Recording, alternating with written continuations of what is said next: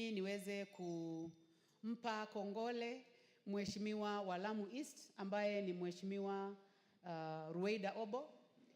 Alifanya kazi nyingi sana. Na kwa kawaida Mheshimiwa Ruweida huwa anajali sana watu wake wa Lamu. Na sana sana mambo ambayo yanahusu bahari, mambo ambayo yanahusu umbali kutoka hapa Nairobi. Tumemsikiza akiwa hapa bungeni vile anapenda kuhakikisha kwamba watu wake wanapatiwa fidia sana sana kwa mambo ambayo yanahusu bahari. Na ningependa pia kupongeza Mheshimiwa Honor Owen Baya. Na pia nimwambie nimeona Kiswahili kimeanza kumshinda. Sijui ni kwa sababu gani. Kwa sababu analemewa ni kukaa sana na Mheshimiwa Eshongwa, Mheshimiwa Whip Osoro na Mheshimiwa wa Marsabit, Mheshimiwa wako wanamuongelesha kizungu mingi mpaka siku hizi ameanza kusahau Kiswahili. Kwa hivyo ningependa kuwapongeza wote wawili, lakini niambie Mheshimiwa Ruweida ajaribu aketi sana na Mheshimiwa Baya amfundishe Kiswahili. Mheshimiwa Rachel Nyamai, ungependa kufahamishwa jambo na Mheshimiwa Osoro? Ningependa nifahamishe na Mheshimiwa Osoro. Na anifahamishe kwa Kiswahili. Fahamisha kwa Kiswahili. Mheshimiwa Spika, ningependa kufahamisha Mheshimiwa Rachel kwamba hatusemi kwamba lugha ya Kimombo, usema kwamba Kiingereza mingi. Wasema Kiingereza kingi. Pili, tunasema kwamba sio Kiswahili kimemshinda. Tunasema kwamba Kiswahili, lugha ya Kiswahili imemlemea. Kwa hivyo matamshi katika ngeli ni vema kwamba ni vema unapozungumza katika lugha ya Kiswahili uelewe kwamba kuna ngeli, pia kuna muktadha wa kufuata kidogo. Ndio kidogo uweze kuelewa Kiswahili vile inafaa. Mheshimiwa Rachel, umefahamishwa, ulikuwa umemaliza au unaendelea? Ningependa tu kufunga. Sababu hata mie ningependa kushukuru sana Mheshimiwa Osoro, lakini pia ni vizuri ajue kuna misamiati ya Kiswahili ambayo anafaa aielewe vizuri. Kwa hivyo tunapopongeza Mheshimiwa wa Lamu, tunafaa tupange maneno kama vile ambavyo anaipanga na vile ambavyo inapangwa na Mheshimiwa wa Mombasa ambaye anaporomosa Kiswahili vizuri sana. Asante sana Mheshimiwa Spika. Mheshimiwa Osoro, uko kwa hoja ya nidhamu au ufahamisho? Napenda kushukuru sana Mheshimiwa Osoro. Abu, kwa wakati huu lazima mjue wajumbe waheshimiwa kwamba mmepoteza spika. Niko katika hoja ya kufahamisha bado. Spika haelewi msamiati, ngeli na hayo mambo mnaongea. Kweli kabisa Spika, nikiendelea kufahamisha Mheshimiwa Rachel nimweleze kwamba hata katika lugha ya Kiswahili kuna pia unasahihi mtu, kisha baadaye kama haupendi kusikiza ama kidogo uko na maoni tofauti kwa yale ambayo amesema, unakanusha.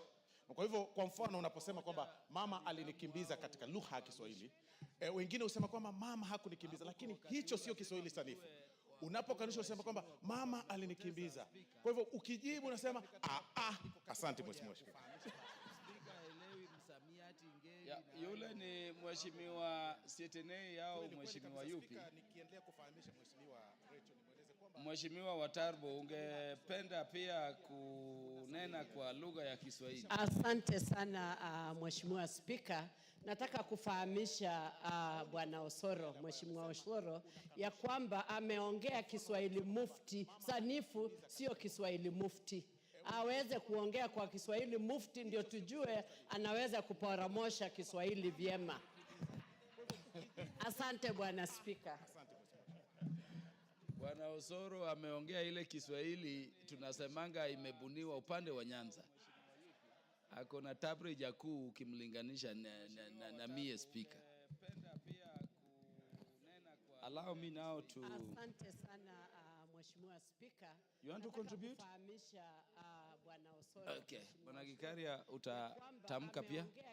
Asante Mheshimiwa Spika. Kwa kweli ni shukuru Mheshimiwa Ruweida Mohamed kwa hoja hili ambapo walileta hapa katika bungeni ya kuweza kuwajali watu ya sehemu ya upande wa Mombasa mahali kuna bahari na pengine watu wanapoteza ama wanapata injuries kutokana na wanyama wale wako ndani majeruhi kwa ile vitu inapatikana. Niseme kwa kweli ni kitu cha muhimu kuangalia kwa sababu kuna wakati mimi nilijaribu kuleta mswada kule kwangu, watu wengi kwangu wanapata madhara ama wanajeruhiwa mpaka maafa inatokana kutokana na nyani, na nilijaribu kuweka nyani wawekwe kama wanyama wa porini ambaye kutapatikana compensation, lakini haikuwezekana, lakini fidia. Asante Bwana Osoro.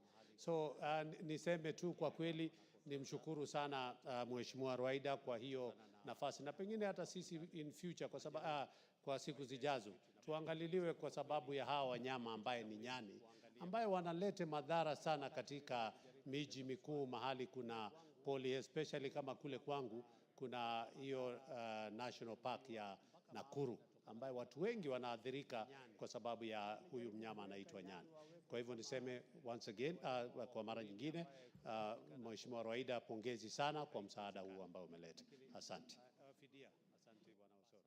So niseme tu kwa kweli nimshukuru sana Mheshimiwa Rwaida kwa hiyo nafasi, na pengine hata sisi in future kwa sababu kwa siku zijazo tuangaliliwe kwa sababu ya hawa wanyama ambaye ni nyani ambaye wanalete madhara. Yeah, honorable members, I now put the question that the House do agree with the committee in the said report. Will as many as are of that opinion say aye? Will as many as are of the contrary opinion say nay? The ayes have it. Mover of the bill to move.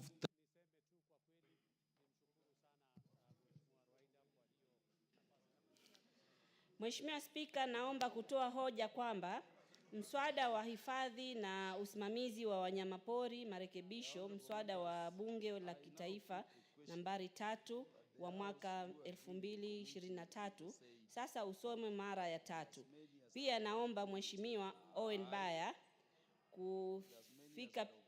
kuafiki hoja hii. Bwana Spika, nataka nichukue nafasi hii niwashukuru wabunge wenzangu kwa kuungana pamoja kupitisha huu mswada.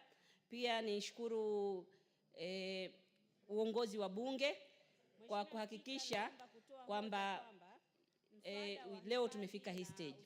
Hili ni jambo kubwa sana kwetu kwa sababu madhara mengi tuliyaona wakati tulipokwenda kule, kamati ilipokwenda Faza. Watu walikuwa wamekatwa miguu. Hivi sasa ni kuambia lazima kwa mwezi lazima at least mtu mmoja, angalau mtu mmoja atakuwa amepigwa na huu mnyama anaitwa yeda, kwa kizungu stingray. Pia kuna watu wengi wameathiriwa. Itasaidia watalii, hata si watu wetu peke yetu. Kuna mtalii alienda kupiga picha na akakatwa na papa. Pale feri pia watu wengi wanaathirika na papa kwa sababu meli zikija zinapita na mapapa. Bahati mbaya pengine mtu ameingia chini ya feri kutengeneza, anakatwa na papa na hawapati malipo. Sahihi hii itasaidia hata hawa wabunge. Saa nyingine wanaenda kujivinjari, wakifika Mombasa, wakienda na zile boat. Bahati mbaya waanguke kwa maji au sema nataka kuogelea, kuna saa nyingine hatari inaweza tokea, pia wao itakuwa imewasaidia. Bwana Spika, sitaki kuchukua muda mwingi zaidi, lakini nashukuru sana. Hata nimeshikwa na shaki. Najua kwangu hili ni jambo kubwa sana. Watu wangu nao watajihisi kwamba ni Wakenya, Coast wote kwa jumla watajihisi kama ni Wakenya na wao hawatengwi kwa sheria. Manake sheria mwanzo ilikuwa imeangalia tu watu kwa ardhi. Watu wa maji, sisi ambao tunaringizwa na maji, ilikuwa hatuonekani. Nashukuru bunge hili sasa imefanya kwamba watu wanakaa kwa visiwa vya bahari au wanakaa kwa mazingira ya maji na wao wamewekwa kwa rada ya serikali. Manake mara nyingi walikuwa wameona wametengwa. Hii itafanya tuweze kuhifadhi zaidi wanyama wetu wa pori. Asante Bwana Spika. Sije nikalia. Asante. Mheshimiwa Owen Baya. Watu wangu nao watajihisi kwamba. Asante sana Bwana Spika, na hakiki mswada huu na afiki mswada huu kwamba usomwe kwa mara ya 3, na pia niseme kwamba kama vile wabunge wenzangu wanavyosema na vile Mheshimiwa Roida amesema, huu ni mswada mzuri sana, mswada ambao utasaidia watu wa pwani. Kilifi ni kati ya zile kaunti ambazo ziko na ufuo wa bahari mrefu sana, na bahari iko pale na watu kazi yao wengi ni maneno ya ubaharia, na mswada huu umekuja kwa wakati wake, kwamba ni wakati sasa watu ambao kwa muda mrefu walikuwa wamesahaulika katika maneno ya kufidiwa katika zile ajali zinafanyika ndani ya bahari, sasa pia wamepata nafasi. Kwa hiyo mimi ile nataka kuomba bunge hili, nataka kuomba uongozi wa bunge, mswada huu upeleke kwa haraka sana, uwekwe sahihi na rais ama assent, ili usikae. Nimeona miswada mingine tumepitisha hapa imekaa haijapelekwa for assent, na mimi nataka niwaombe sana, huu mswada ambao Mheshimiwa Roida ameufanyia kazi sana na ameweka kazi zake sana na amepatia matumaini watu wa Lamu na watu wa pwani, kwamba ufikishwe kwa haraka sana kwa rais, uwekwe sahihi, ili wale ambao wanaumia kwa sababu hii maneno ambayo imefanyika wapate fidia kwa haraka sana. Mimi nataka kuunga mkono. Asante sana. Honorable Charles Nguna Ngusia.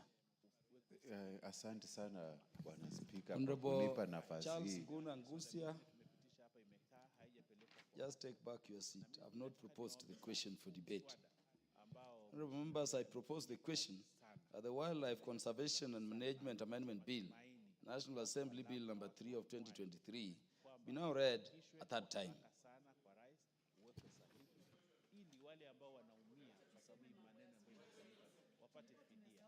Yeah, so now you can contribute, Honorable Charles Nguna Ngusia.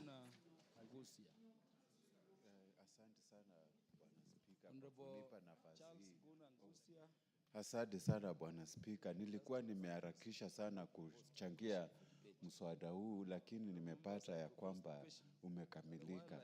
Kwa sasa mimi nataka kuongeza sauti yangu kwa hii niunge mkono kabisa, na nataka kuuliza itiwe sahihi haraka iwezekanavyo, na kama Spika ilivyo desturi yetu, nataka kuomba tafadhali upe dada yangu Rachel Kaki, kuna kitu alikuwa anataka kuongezea hii mswada. Asante sana.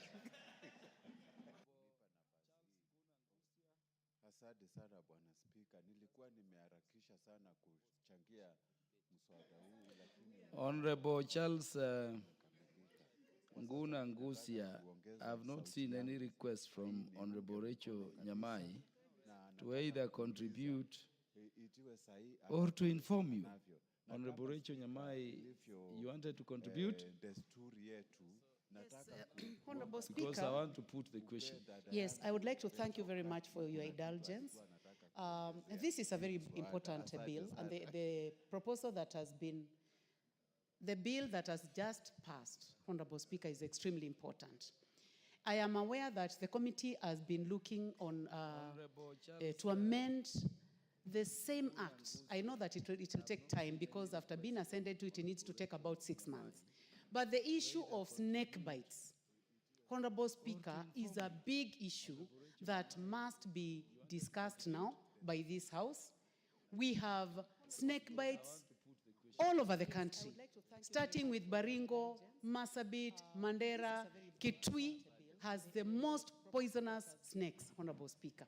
And we realize that when this amendment was being done, snake bites seems to have been left out. And I remember it was also removed, actually, in the 12th Parliament. So I would like to request the chair of this committee, after the passage of the 6 months, we will be bringing an amendment so that we also consider snake bites, because snake bites are killing too many people. And the ministry was in my constituency about 3 weeks ago, and the issue of snake bites was raised by my constituents, and so many people are calling for inclusion of snake bites in the compensation as part of the compensation we are discussing today. Thank you very much, Honorable Speaker, for your indulgence. I support. In the 12th Parliament. Yeah, Honorable Rachel, you raise a very important issue. After the passage of the 6 months, My own grandmother, I never saw my paternal grandmother. He died of a snake bite. And so don't wait for 6 months. You can enjoy the committee in pursuing that endeavor. Honorable members, because of other businesses, let me put the question. And so many people are calling for inclusion of snake. I have confirmed that we have the requisite quorum in the House for purposes of making a decision. I therefore put the question, which is that the Wildlife Conservation and Management Amendment Bill, National Assembly Bill number 3 of 2023, be now read a third time. As many as are of that opinion say aye. As many as are of a contrary opinion say nay. The ayes have it. A bill for an act of parliament to amend the Wildlife Conservation and Management Act 2013. I have confirmed that we have the requisite. Next order. I therefore put the question. Order number 15, motion, exemption of major roads, expansion of major roads in the country to dual carriages, resumption of debate. As many as are of that opinion say aye. As many as are of the contrary opinion say nay. Is that for resumption of debate? Have it. A bill for an act of parliament to amend the Wildlife Conservation and Management Act 2013.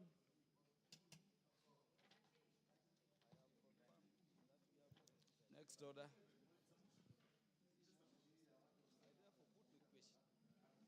Order number 15, motion, exemption of major roads, expansion of major roads in the country to dual carriages.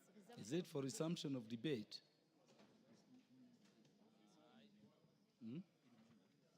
But it had been moved. Is that for resumption of debate? Honorable Soro.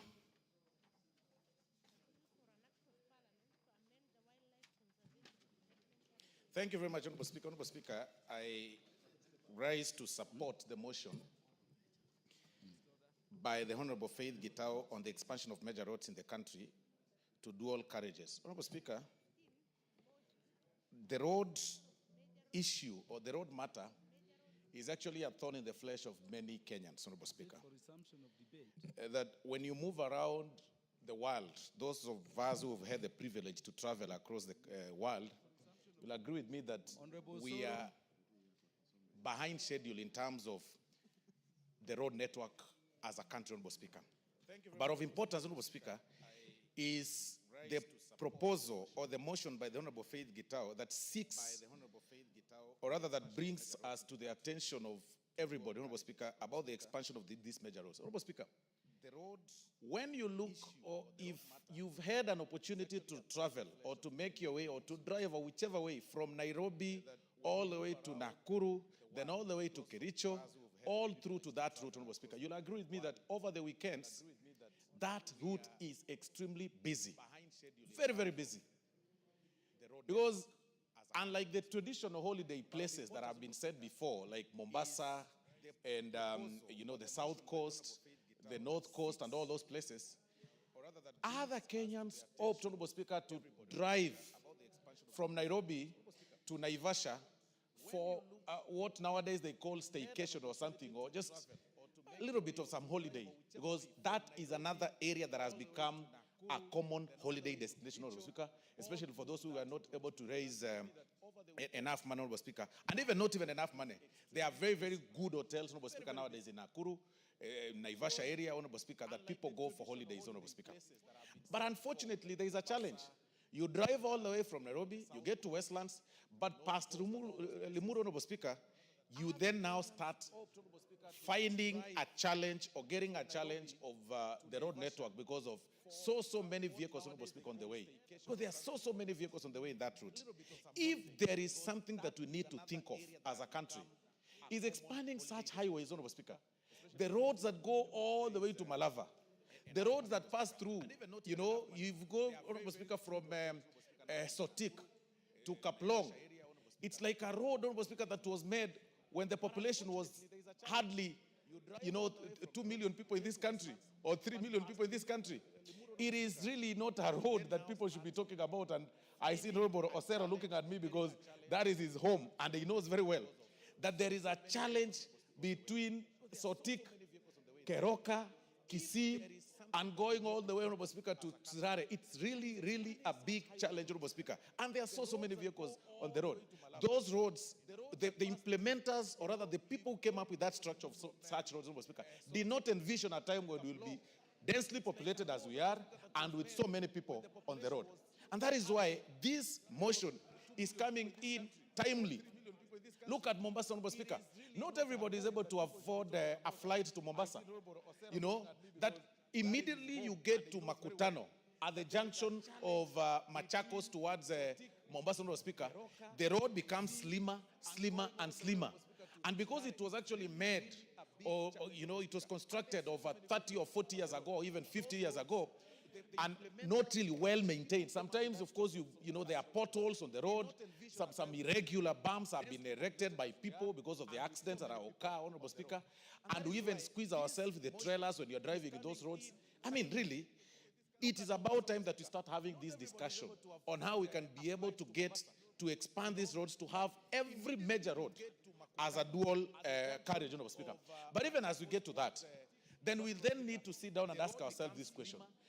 Is it then possible for this country, the country's budget, to meet those needs? Is it possible that within the budget that we have, Honorable Speaker, that we have all those roads, you know, made under dual carriage, Honorable Speaker? What then, when you ask yourself this question, then it brings up for this answer that it's about time we also start thinking on how we can engage investors on such structures under the PPP terms. That if the government is not able to construct these roads because of the taxes, the insufficient, you know, budget that we have, Honorable Speaker, and of course the several needs, then it's about time that we start embracing the question of the private-public partnerships across the country. It is the question of time. It is about time that we start thinking about that, right? That if you're doing a road towards Malava from Nairobi, then have an investor construct an 8-lane structure, 8-lane carriage on one side, and 8-lane carriage on the other side, with the exclusion of a free one. Then you do tolling so that you are able to recover your money. So you do 8. If you want to go express to Malava, use the dual carriage. If you do not want to use, if you do not want to pay for the, you know, through the toll station, then just a similar thing that happens, of course, Honorable Speaker, to the expressway. Then you are left with that small, slender road, the old one, so that you can use and remain on traffic as you want. So it's about time that we start telling Kenyans and embracing, even as leaders, the question of the PPP, because it is not tenable through our budget. If we will be waiting for us, you know, for the exchequer to fund the road, to make the road that way, like Thika Superhighway, so that you know, we can have those dual carriages all through the country, it will not be possible. We want to urge Kenyans to start embracing the private-public partnerships. A similar thing that happened, a similar one like the expressway, it's optional for you to get through the expressway to the JKIA, or you use the underpass and go, it's free, and then go to JKIA. The difference is that one will save time, the other one will pay at a cost. So those are the things that we need to embrace, because it is timely. Looking at the city planning, looking at the country's planning, you know, we are a little bit behind. I was engaging one of the colleagues, Honorable Speaker, when we visited Zambia the other day. You will notice, Honorable Speaker, that in Lusaka, even the city planning itself has envisioned a time where the country will have a population of 50 million or 60 million, because currently Zambia, although it's double in our size, Honorable Speaker, in terms of the landmass, their population is barely 20 million people. But looking at the city planning, the spaces they've left for those who cycle, the spaces they've left for those people who like walking along the road is very safe. But look at our country, Honorable Speaker. The cyclists, the people, you know, the cyclists are riding their motorbikes and their bicycles just besides the vehicles, you know, and besides those people who are doing jogging every day, and besides, of course, trailers, quite risky. And that's why, Honorable Speaker, we've got so many cases of hit and run, and you know, and I can tell you, as a legal practitioner, when I started practicing law, Honorable Speaker, the very first thing I started doing, Honorable Speaker, is going through the morgues, Honorable Speaker, for what we call ambulance chasing. You know, and that's what most people who start practicing do. whenever because it is common. People are dying on the road, Honorable Speaker, through hit and run. People are hit daily. And because of the nature of our laws, nowadays when you get a person hit by the roadside, Honorable Speaker, you can hardly stop and pick him, because when you take, even if he's, has some little pulse left for him to be saved, you will fear, because when you take them to the hospital, you are asked, okay, so are you the one that hit this person? And the police will be after you. And that is why we are turning to be a country of each person for himself and God for us all. It's quite unfortunate. But General Honorable Speaker, it is about time that we start thinking through the PPPs. We start looking for the investors, viable and quality investors, to help us do the dual carriages. They toll to recover their money, but still we leave that slender one, we leave that road, that particular one, to be free of charge, so that you have an option to either toll, use through the toll station and pay, or pass through the normal one. So with that, Honorable Speaker, and this one should actually go deep into the villages, so that it can actually open up the economic channels of this country. With those very many remarks, Honorable Speaker, I am very impressed by the Honorable Faith Gitau's motion, and I suggest that it just doesn't end in these structures of motion. We need to think through the public-private partnership, Honorable Speaker, in terms of, for us to engage, for us to be able to achieve this, because it is not possible to do this through the exchequer. I beg to support, Honorable Speaker, and I thank you very much. Or pass through the normal one. So with that, Honorable Speaker, and this one should actually before we proceed, honorable members, I would like to welcome students seated in the public gallery this morning. Students from Kivudhine Secondary School, Kibwezi East Constituency, Makueni County. Let us welcome them to the National Assembly.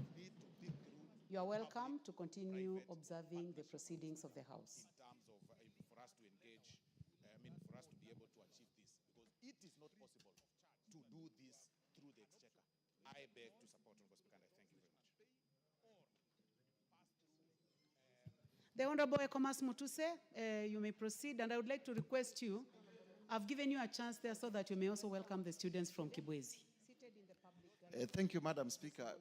In welcoming the students from Kivudhine Primary School in Kibwezi East, which is my neighboring constituency, just to urge them and their teachers you are welcome to the House of Parliament. This is where decisions in terms of laws, decisions in terms of budgeting, and oversight of expenditures of the national government are taken.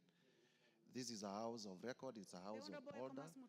You are among the privileged few who have had the opportunity to come here, and therefore I congratulate you with your teachers for making to the House of Parliament, and we wish you all the best in your academic journeys, so that in future all of you may grow up to be professionals who this country will look up to in terms of transforming us, and some of you may also become leaders and lead your people at your time. Having said that, Madam Speaker, and I say that on behalf of the Honorable Jess Kambalo, because that is our constituency. Having said that, Madam Speaker, allow me to now comment on the motion for the expansion of major roads in the country to dual carriageways that has been moved by the Honorable Faith Gitau. From the onset, Madam Speaker, this is a motion that is not only timely, but is something that should have been done by the country many, many years ago. Madam Speaker, you are now aware that the World Bank has classified Kenya as the 6th largest economy in Africa. We have now overtaken Ethiopia and Angola, and we are now the 6th largest economy in Africa by virtue of the size of our GDP. That means that our infrastructure needs to reflect the size of our economy. And that infrastructure to reflect the size of our economy, our road systems need to be modernized, our railway systems as well need to be modernized, and so that we reflect a country that is the 6th largest economy in Africa in the 21st century. If you compare our infrastructure with that of South Africa, driving from Cape Town to Pretoria, you realize it's a dual carriage. It's a long distance. Same way from many, many cities in our continent that are smaller economies than us. And therefore, we want to congratulate the Honorable Faith Gitau for reminding us in this House and those in the executive that the time has come for our roads to be dual carriageways. Madam Speaker, I represent a constituency that is on the Nairobi-Mombasa Highway, Kibwezi West constituency. From Kibwezi town through Makindu to Emali is a distance of about 70 kilometers on the Nairobi-Mombasa Highway. And there are many, many accidents. It is the same in Kibwezi East, it is the same in Kilome constituency. There are many, many accidents that are happening because the road is a single carriageway. And we have been expecting, especially with the promise that the Americans want to do an expressway from Nairobi to Mombasa, the one that they have nicknamed Usahihi, that we may have this project come to pass so that we may reduce the number of accidents, because one life lost through a road accident is too many lives for us. We have also heard about plans to do the road from Chumvi through Konza Technopolis all the way to Emali under the funding of the Korea government. And I stand to request the executive to fast track such plans so that my people, the people living along the Nairobi-Mombasa highway, may stop losing their lives because of avoidable accidents that can be avoided by dualing the Mombasa-Nairobi highway. As for the funding, everything starts with an idea.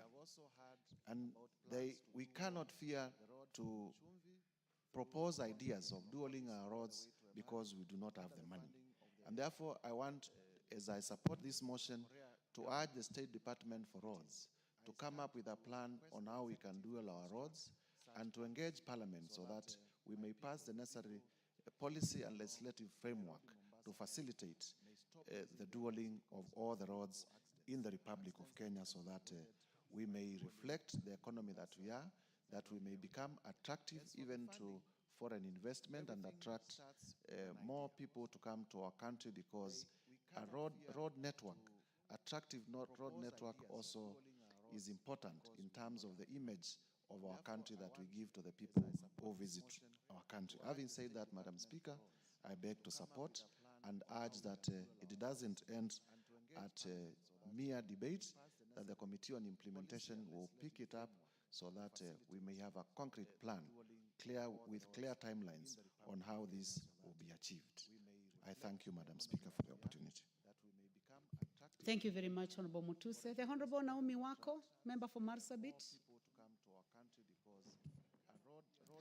Thank you very much, Honorable Speaker, for allowing me to add my contribution to this very important motion brought by Honorable Faith Gitau, one of our very diligent commissioner and a member of Parliament.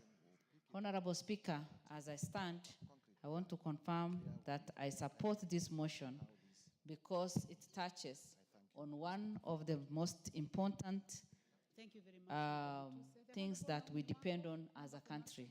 Honorable Speaker, the proposal that this House resolves that the government, through the Ministry of Roads and Transport, undertakes an expansion program of national trunk roads with the view of upgrading all classes A, B, and C roads in the country from two-way lanes to dual carriageway, one-way roads with the necessary infrastructure that include footbridges, safe crossing zones at regular intervals.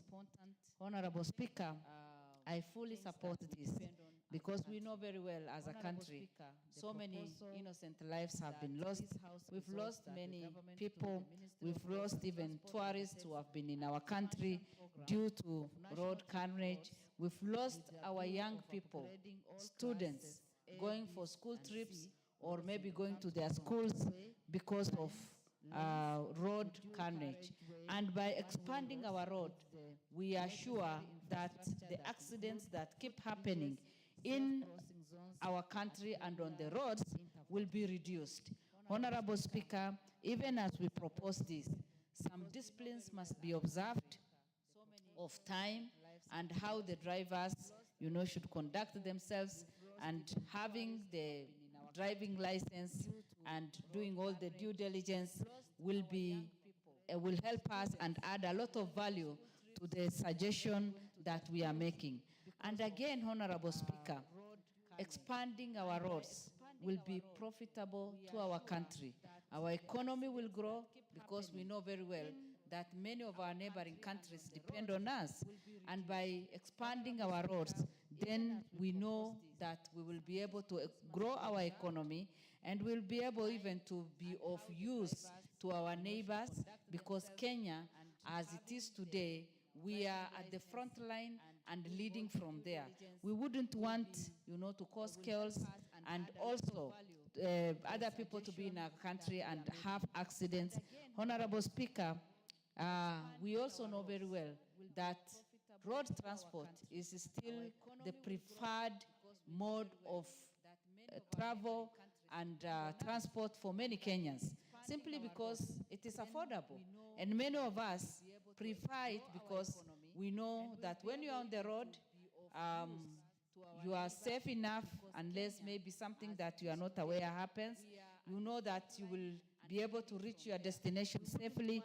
But again, if we are not able to manage and to control well, we will continue losing a lot of people.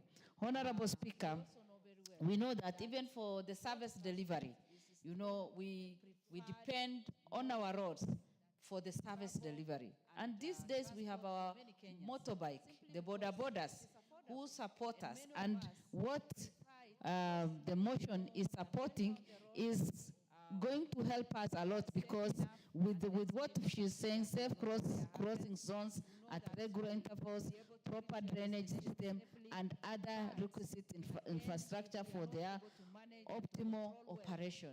Even our border people will have their own path to be riding on, and that will be safe, because right now we are mingling and everybody is trying to compete for space on our roads, which is not safe, and again we are not saving time. So that we can save time, we can also be effective, we can also be able to achieve many things as we consider doing different things, then we will be able to manage very well. Honorable Speaker, again, it is the suitable way of suitable means of transport when it comes to short distance, because you cannot fly, you cannot jump over, you have to have proper way of driving and just getting to your destination on time. And this is the only way we can be able to achieve all our goals. It is my prayer that we will be able to do this, so that in our country, we already have a lot of challenges. We have many people, blaming the government for doing different things. We have Kenyans crying because of poor economy. We have challenges because businesses are not doing well. If we can ease the traffic, and if we can help our people to have at least safe way of traveling and reaching their destination, people's businesses will pick, and we will be able to do a lot. With those few remarks, Honorable Speaker, I support, and I request the other members also to support this motion. Thank you. Thank you very much, Naomi Wako, the Deputy Whip. The Honorable Gideon Ochanda, member for Bondo. Thank you, Madam Speaker. Madam Speaker, there are a number of things that if people and governments are not able to realize and do, will continue being in many problems. One of these is the issue of planning and the use of data. Our successive governments are well aware that we have more vehicles on the road each year as years advance. What is it that we are doing, or what is it that we are placing for purposes of this increase of traffic in terms of our road infrastructure? Thank you, Madam Speaker. I think there are some very basic things, very basic, that governments, the successive governments, have not worked towards this. And they are well aware that vehicles are registered every day, the number has been going up, and where we are taking these vehicles to is not developed. It's a similar problem we have, for example, in housing and what we are seeing in Nairobi now. Vehicles on the road each one house or a household is brought down, one building, and instead it is replaced by a massive house of more than 40 households. While you are doing this, you have not planned for sewer, you have not planned for transport, you have not planned for all these many other things. And this is exactly where the messes are coming in. And we also have data in terms of the amount of messes that we have on our roads. We also have the amount of messes that we have even in terms of the other infrastructure because of planning. I don't want to say that the planning has not been bad, but somebody is ignoring, because these are very bare facts, that when you increase in number, definitely there must be a provision. Even if it is water, there must be a provision. Nairobi doesn't have the same people it had 20 years ago. There must be a provision. There must be some forward looking in terms of how some of these things are supposed to be made.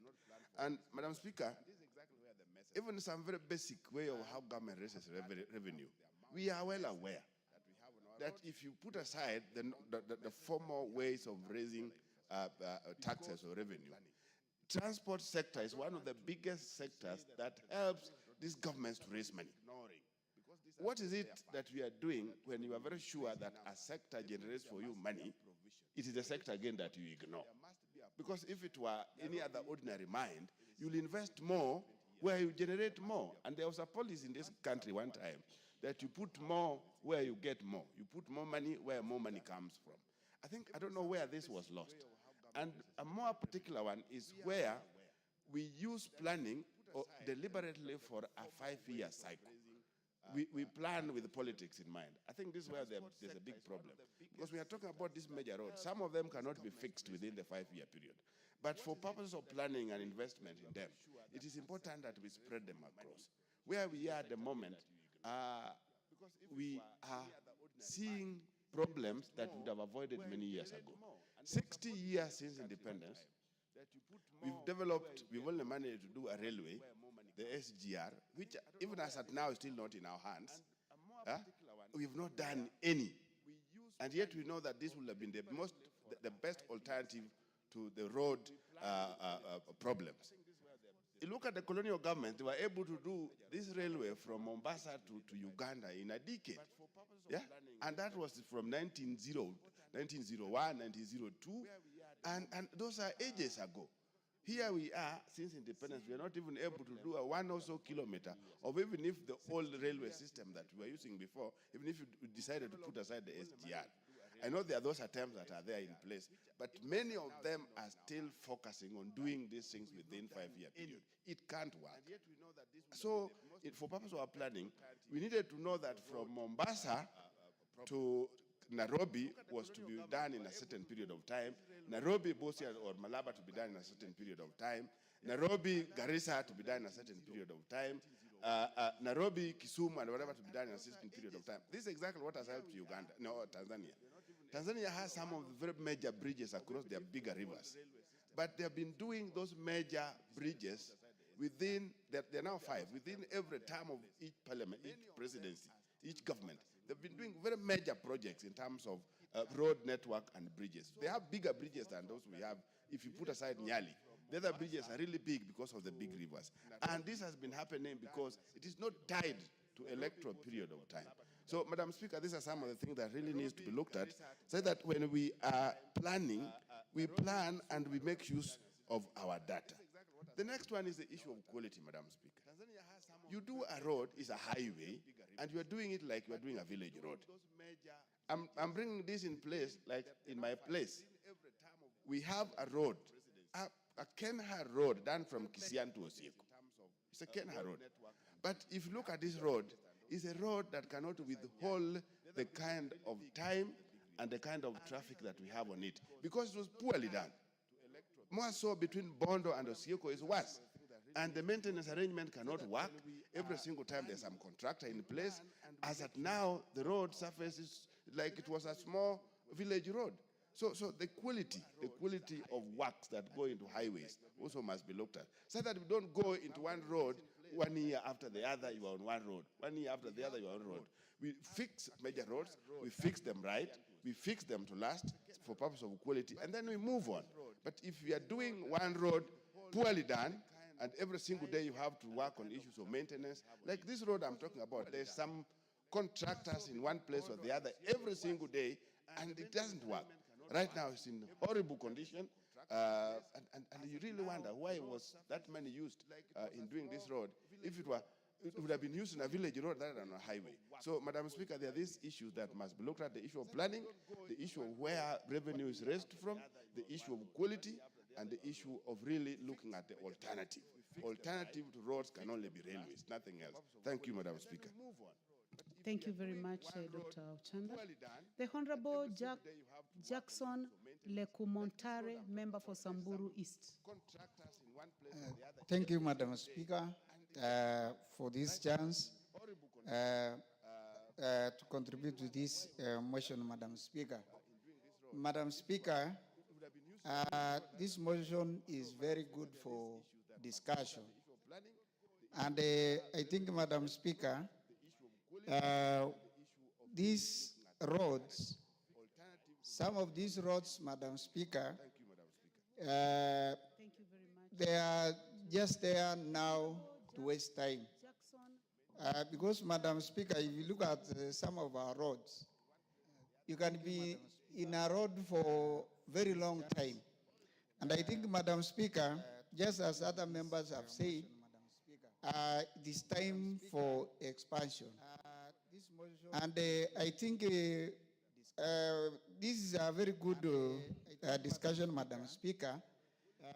And as we discuss, it's very important, Madam Speaker, to be known that some parts of this country, there are no roads, even that single line.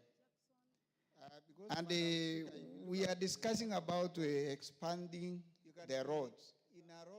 But other parts of this country, Madam Speaker, like where I represent, Samburu East, there are no roads, Madam Speaker. And I think equity is very important to every part of this country. You find that, Madam Speaker, the road may be serving a population. It is not there. Even getting some services become a problem. And if at all we are in the same country, then it is advisable and it is very important, even for those who implement these projects, to consider every part of this country. And I think it's even better, Madam Speaker, to say every constituency should have at least a tarmac road. But I think some parts of this country, even children are going tour to see tarmac after 60 years of independence. And it is very important, Madam Speaker, as we talk about expanding the existing roads. The time for this expansion is also an issue.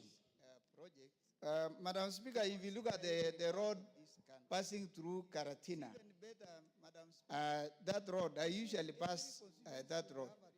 And since I came to this parliament, now this is my second term, the contractors have been there since. Even when I was a teacher, I used to pass there, Madam Speaker, and the contractors are on the side throughout. I don't know when will that road be completed. And I think people are not serious even to do what they are supposed to do. Because for more than 10 years, just trying to expand the road, it is not moving. So it is a good thing to discuss, a good thing to bring this motion. And I think it is important that it should be implemented, Madam Speaker. We lack good roads in this country.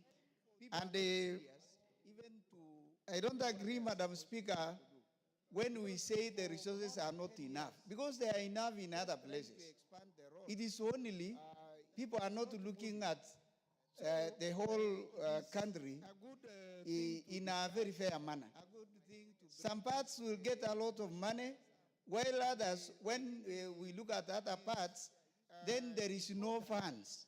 That is the usual song people are singing every now and then. And I think it is now the high time the government should be able to look at every part and consider it. If the budget is small, then it should be small for everybody.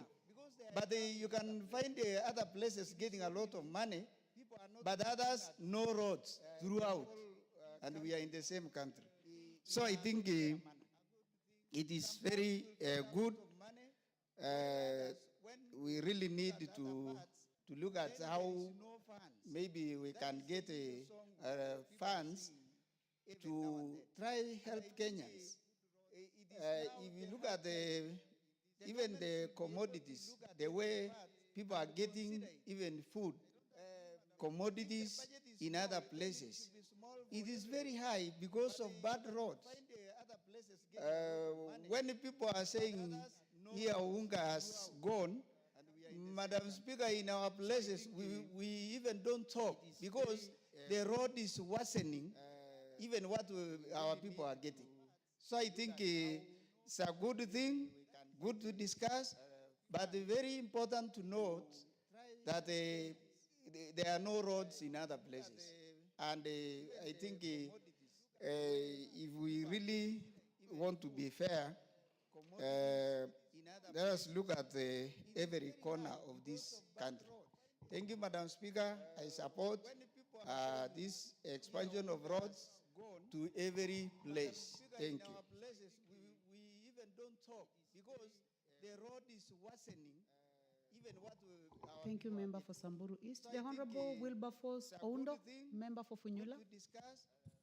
Thank you, Honorable Speaker. Honorable Professor, you have only 4 minutes. The time for this motion is coming to Okay, thank you, Honorable Speaker. Let me also join my colleagues in supporting the motion by Honorable Faith Gitau on expansion of major roads in the country to dual carriageways. Honorable Speaker, transportation is the key to industrialization, is the key to improving the economy, and its importance cannot be gainsaid. Honorable Speaker, many of our so-called trunk roads, the international roads, roads connect various regions and towns in this country, cannot really be constituted or be considered to be true roads in the true sense in what we see in the other countries. Honorable Speaker, it's such a shame that the road from Kisumu all the way to the border at Busia is literally a track. It cannot be called a road. Yet we pride ourselves that's the road to Great Lake region, to the entire all parts of the East and Central Africa. Honorable Speaker, the same applies to large chunks of the road between Eldoret and Malaba. It's therefore important that, as Honorable Faith has stated, that this country, the planners, all those who are involved, should move with speed and through other means, find ways and means of ensuring that these roads are dual. Honorable Speaker, if you travel many parts of this world, even small countries in Africa, all their major trunk roads are truly dual roads so that they move traffic, move goods fairly fast to where they are supposed to be.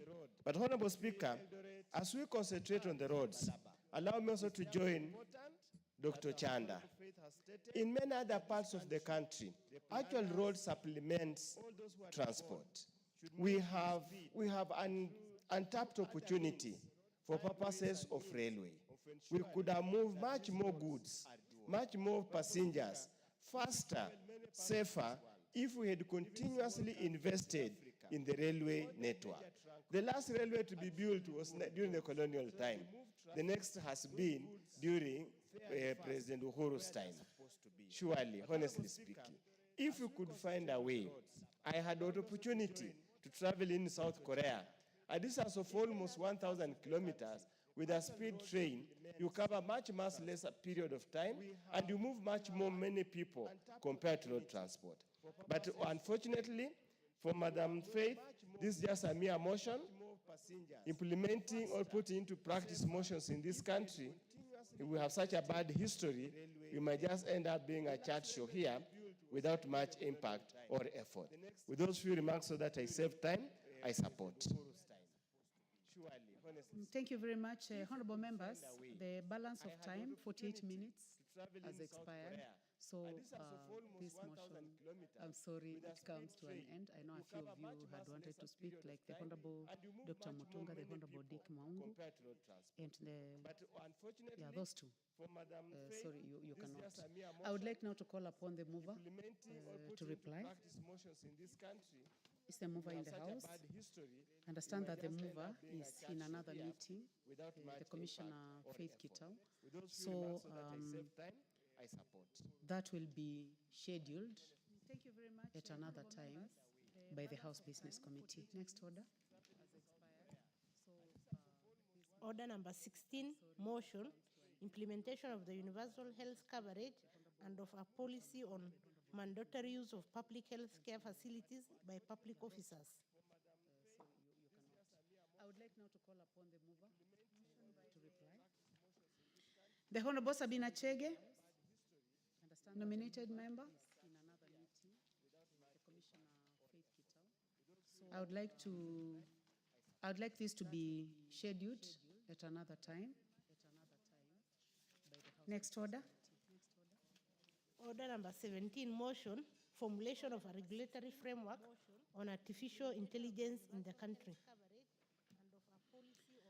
This motion is by the Honorable Marianne Kitani, MP. Yes, we try to trace the Honorable Marianne because I've just seen her around. Honorable members, I would like to welcome students seated in the Speakers Gallery this morning. Students from El Kejuado High School, Kajiado constituency in Kajiado County. You are welcome to the National Assembly to continue observing proceedings of the House. Honorable members, let's welcome them in our usual way. This motion is by the Honorable Thank you. Marianne Kitani, MP. Honorable members, in the absence of the Honorable Marianne Kitani, I order that this motion be scheduled at another time by the House Business Committee. Next order. Students seated in the Speakers Gallery. Order number 18, motion, formulation of land use policy on zoning of land for agriculture and belt development. Honorable members, this motion. Observing proceedings of the House. Honorable members, let's welcome them in our usual way. Thank you. Honorable members, in the absence of the Honorable Marianne Kitani, I order that this motion be scheduled at another time by the House Business Committee. Next order. Order number 18, motion, formulation of land use policy on zoning of land for agriculture and belt development. Honorable members, this motion number 18, formulation of land use policy on zoning by the Honorable Timothy Wanyonyi, MP Westlands. That one is also deferred.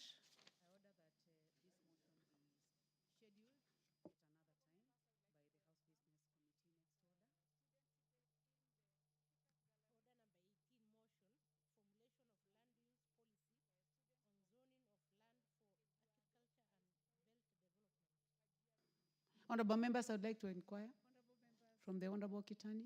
Please approach the Motion table. number 18, formulation of land use policy on zoning by the Honorable Timothy Wanyonyi, MP Westlands. That one is also deferred.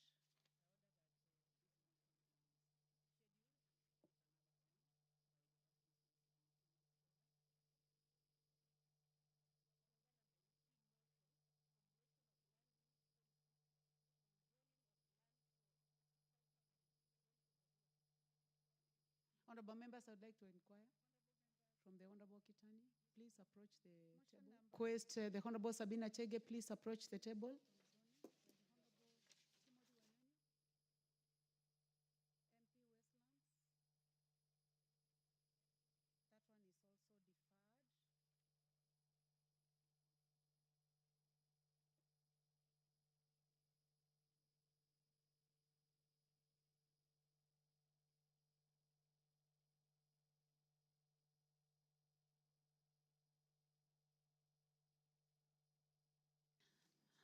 So I request the clerk to call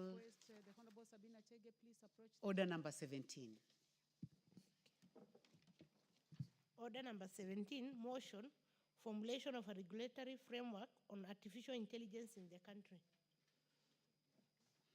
The Honorable Marianne Kichani, please proceed.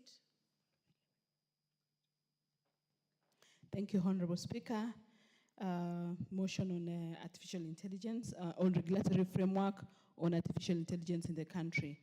That aware that the world is rapidly embracing artificial intelligence, or AI, which is the use of a digital computer or computer-controlled robots to perform tasks commonly associated with the intelligent beings, and acknowledging that the 2022 Government Artificial Intelligence Readiness Index report ranked Kenya the 5th in Africa and 90th globally in readiness to adopt artificial intelligence.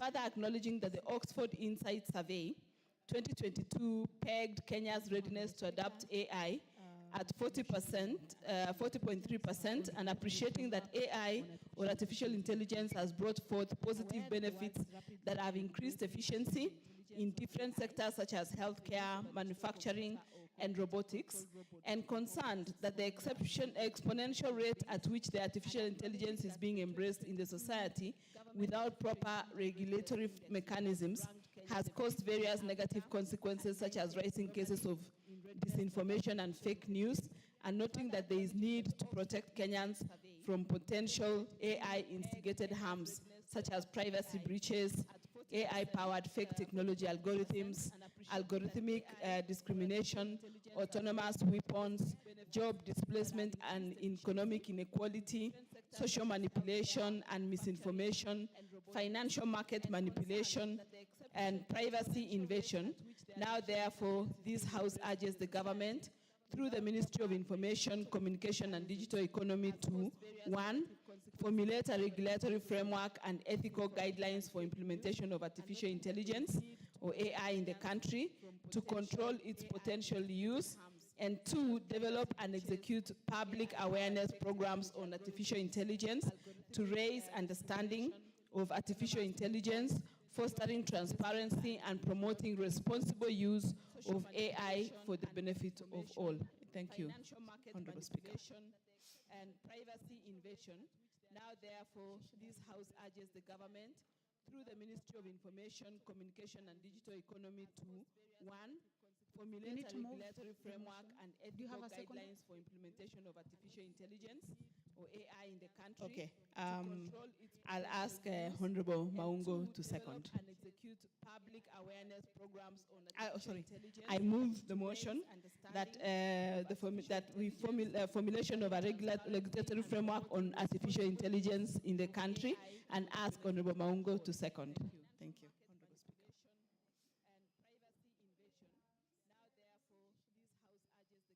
Proceed to second the motion.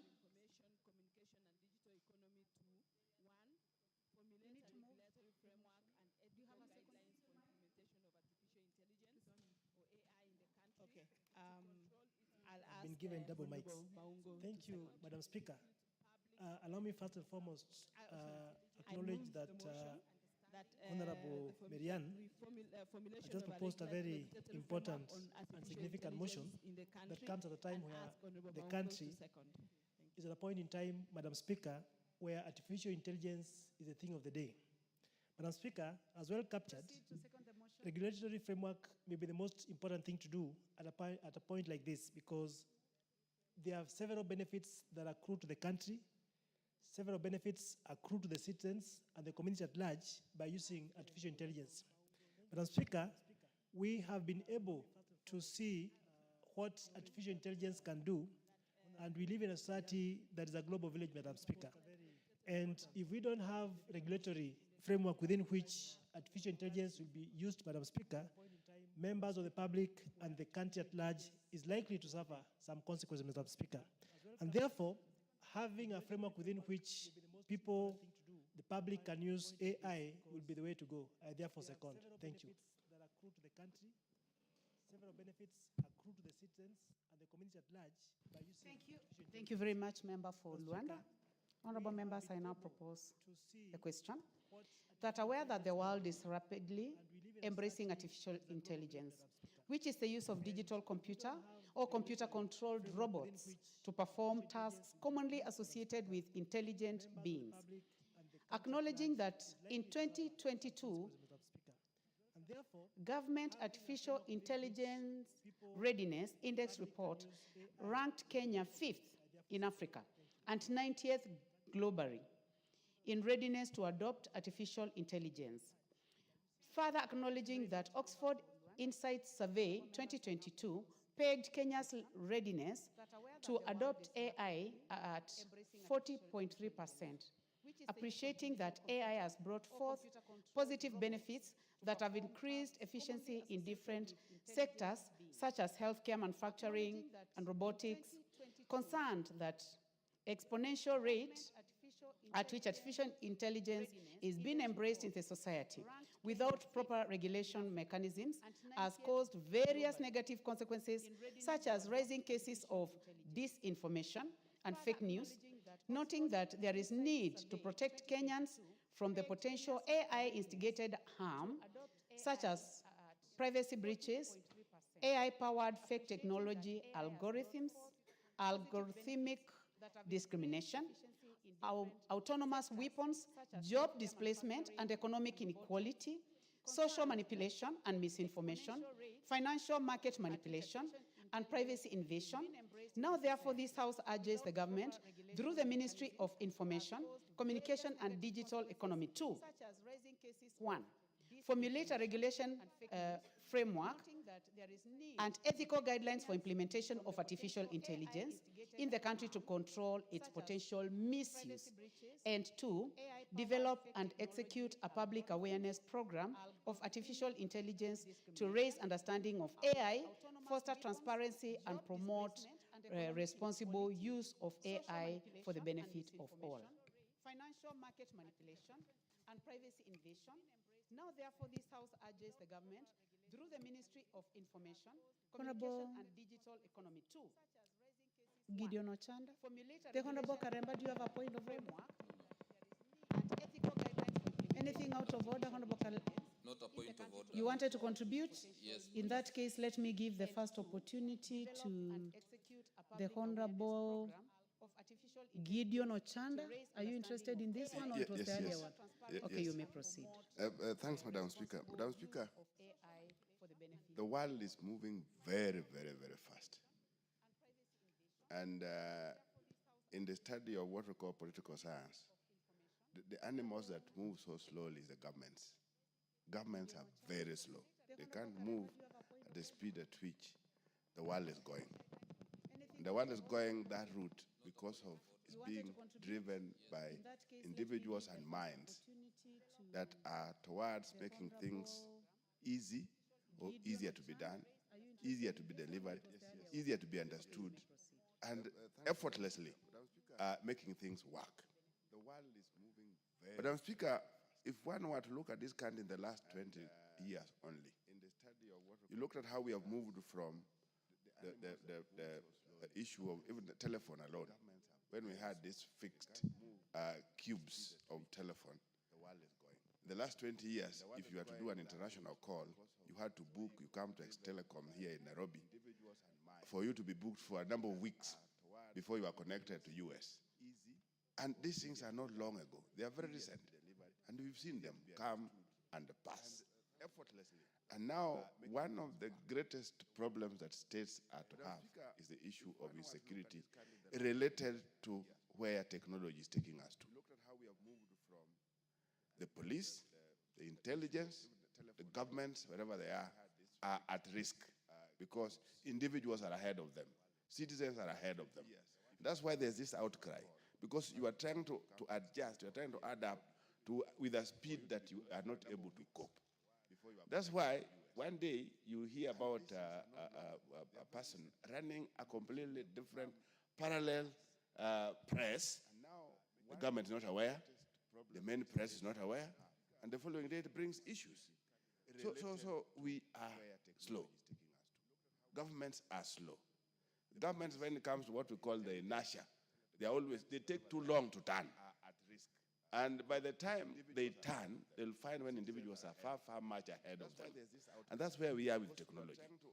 So, Madam Speaker, what I'm trying to say is that if our governments are not able, in fact, some of this needs to be clear-cut departments with smart people. Some of these guys that we are chasing outside there needs to be in government. These guys who are running away with the computers and are able to do certain things that are beyond us, that are surprising us, needs to be collected. They need to be somewhere where they need to be working for this government. Otherwise, when we leave them outside there, unregulated, because you can't say something is illegal if it is not in law. Yeah?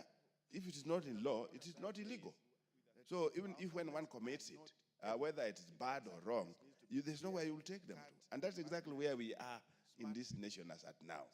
That we have individuals ahead of this government in terms of IQ, in terms of where they are in terms of technology, they are ahead. And the best that the government is supposed to do is to collect these guys somewhere. And I think that's what many governments are doing. Collect all these smart brains, have them somewhere. Because you know, if you leave them, they're going to be ahead of you. And it's going to be a disaster. Number two, Madam Speaker, we are talking about unemployment. The issue of AI is the issue that is to deal with labor problems. Labor. So what is going to happen? I want to give a small example that I've been to a school, a big high school, where there are 8 streams of classes. And this school, compared to other schools, including mine, a school in my constituency that's employing 98 teachers, this school is only employing 18 teachers. And they are working in a manner that one teacher in a small corner of a computer room is able to handle 8 streams or 8 classes at a go. So look at that. If we went that route, what happens with these many teachers that we are training? That's where the contradiction comes in. What happens to these thousands of people that we are training? This government has done very well, particularly in terms of recruitment of teachers. We are above 70,000 people teachers that have been recruited. Those that have not been recruited are still in their thousands. Those that are in colleges are in their thousands. Universities alone are churning not less than 100,000 people or students each year. Funny, Madam Speaker, when I finished the university, my first degree, we were only 2,019 people in the whole country. And this is not long ago. Now we are churning out over 100,000 in 1 year. Where are they going to? So while we look at that in terms of the amount of labor that we are likely to churn out for work, compare that with where we are moving towards the issue of AI, and many are not still looking at this, we are likely to be in crazy situations. That's where there's this thing that I was talking, that Ketan talked about, the issue of awareness. What is it that we need to put forward as governments, as people? Are we able to prepare our people that, no, let them look out? They are likely going to be out of jobs. There will be no jobs for them. Why? Because of AI. AI, why? Because we can't avoid it, is where the world is going to. So we'll be remaining with the bulk of our guys, the bulk of our labor, stranded here.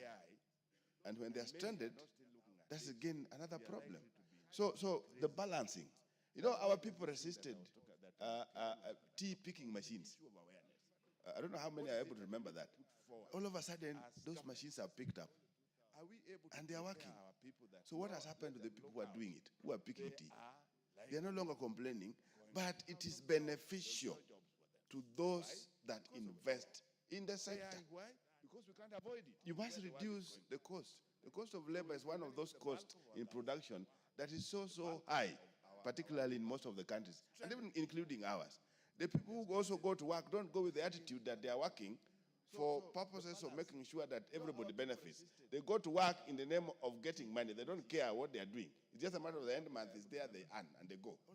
So by the end of the day, if a potential employer or any other employer anywhere else realizes that they have alternatives to that labor, they'll definitely pick it. So as a country, as a people, we must be very, very careful moving forward. AI is a must. And if you don't do it, if you don't regulate it, it's going to run ahead of us. It's going to run ahead of the government. People are going to do it. And already they are experimenting. Some countries are delivering, I think, blood and all that with the robots in the country.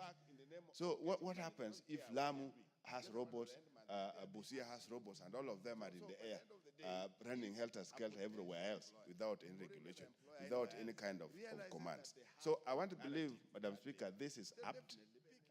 The motion is apt, and the government must look at it. Even when they look at it in terms of how motions are implementable or not, it gives the government a warning that there's something that must be done.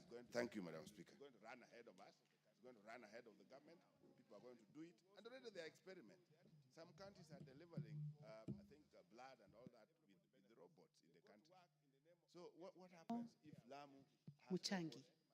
Busia has robots, and all of them are... Please trace him and give him the mic. Thank you, Honorable Speaker. And Honorable Speaker, Karemba is also my name. Should always be very comfortable. Yeah, it is my name. It's my official. It's an official name.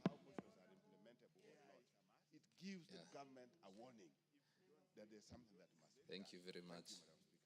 So, Honorable Speaker, I want to rise to support this motion by the Honorable Member for Aldai. And I would say it is a very timely motion, given that the world is moving very fast, matters technology. And there isn't a better time to introduce this conversation in this country than now. AI, Madam Speaker, has great potential and can impact very positively on very many areas. But still, Honorable Speaker, it has great potential for damages. And Honorable Speaker, when it comes to distorting information, AI has enormous potential in doing so. And it should be in our interest to regulate this space, the artificial intelligence space, so that we ensure that information is not distorted, because this country in the past and even in the most recent past has been a victim of distortion of information, which has potential to bring about conflict. So I imagine that this government, our government rather, must move fast and regulate the artificial intelligence space, owing to the fact that artificial intelligence nowadays is even being used in the space of healthcare. It's also being used in the space of manufacturing. It is also being used in the space of education. So how can we, in a world that is moving very fast, be reluctant in regulating this space? So before all Kenyans embrace artificial intelligence, because I believe many Kenyans have already embraced artificial intelligence. So before all countries embrace it, we need to be among the very first countries in Africa to regulate this space, so that we can provide a platform and a space that is regulated for the generations to come. So, Honorable Speaker, I support this motion. Thank you. Be reluctant in regulating this space. The Honorable Stephen Mugaka, member for West Mogirango. Artificial intelligence, because I believe many Kenyans have already embraced artificial intelligence. So before all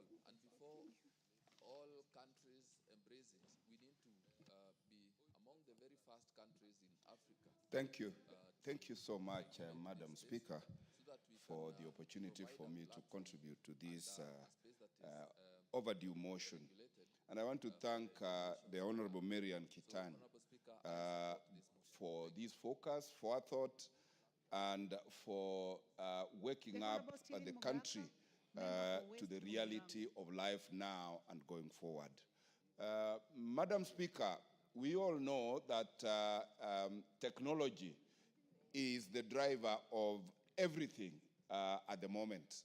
And AI is the latest entrant into the toolkit in ICT that has made work extremely easy, that has increased efficiency, that has made it possible to improve productivity, but that has also come with equal dangers because technology, like anything good, is a double-edged sword. And as much as it is very helpful and is actually now the driver of serious economies of this country, of this globe, it is also having equal damage. Because when you employ AI in warfare, like is happening elsewhere in the world today, you can see the havoc that is being created by military people who are not at the war front, but are remotely attacking their perceived enemies and causing a lot of harm. Madam Speaker, Kenya has invested heavily in technical training institutes, and we have supplied them with very basic ICT support material. I am urging this country, and this House in particular, to incorporate AI training and AI training infrastructure in all our technical training institutes so that we tool our learners with the latest toolkit in the technological world. Because I'm aware that with AI, the practice of all professions, call it medicine, call it law, call it architecture, has been completely revolutionized. I do remember, Madam Speaker, courtesy of the COVID-19, as a practicing lawyer, we didn't know where we would have gone if our judicial system had not automated, so that we were able to practice law from our houses, practice law from our home, present witnesses from where they are, rather than having to transport them to courts and expose them to COVID-19. And I'm happy that we did those basic steps out of total necessity. Now we are where it is either you embrace AI or you are edged out of whatever market or business that you are in. It is my humble prayer that in the budgets going forward, we must start with a policy framework of how to embrace AI and maximize its utility, so that we release a lot of man hours of people traveling on the roads to workplaces, of sitting in the offices waiting for a colleague to bring a key to open so that you access your working material, so that we can release as much labor or man hours as possible to alternative economic employment. In other words, Madam Speaker, I am saying what machine can do, let not man bother to struggle to do, because machines are efficient, impossible to interfere with, incorruptible, and therefore this is the direction this country should go. Looking at the budget we have in the education sector, for instance, Madam Speaker, where we are told that even with that budget, other children in this country are still learning under trees. We need so much infrastructure, investment in physical infrastructure, that is mortar, and I think going forward, and this is the direction, we do not need to have our children in boarding schools. We do not have to have our children in schools. Children can learn from home so that we can improve parenting and be able to reduce the rate of inclination into criminal conduct of our young persons because of lack of parental care and guidance wherever they are. And I want to plead that our ICT ministry wakes up and draws a policy framework that this House should debate, discuss, approve, and then inculcate, create a very deliberate learning program for all sectors, both private and public sector, so that as a country we embrace technology, we embrace AI, we exploit the advantages of that AI, and be able to be an industrial giant in a very short while. And as we do that, we urge the engineers in this sector to be very candid with the country on the dangers associated with the use of that technology, so that we build up firewalls, we build up regulatory mechanisms to ensure that what is so good, when used badly, does not become extremely destructive. And with that, Madam Speaker, I support and thank the people of West Mogrango all the time for making me their Member of Parliament. And I think, Madam Speaker, I invite you there to confirm that I attend Parliament every other day and make contributions whenever asked to do so. Thank you, Madam Speaker. Thank you. Actually, when you are speaking, I noticed that you seem to be very happy today. So, and you are also bringing the same happiness to the House, and thank you for your invitation. The Honorable Geoffrey Mulanya, member for Nambale. Thank you, Madam Speaker, for giving the opportunity to speak on this motion. Madam Speaker, as has been said by my colleagues, it is very important that we get a proper regulatory framework to control the use of artificial intelligence in this country. We know that the society is moving very fast. And Madam Speaker, you know that every time we have new children born in society, their minds are racing ahead of even the parents. And this is because of the information technology that's being availed. You buy a new phone, there are new technology that is being advanced daily.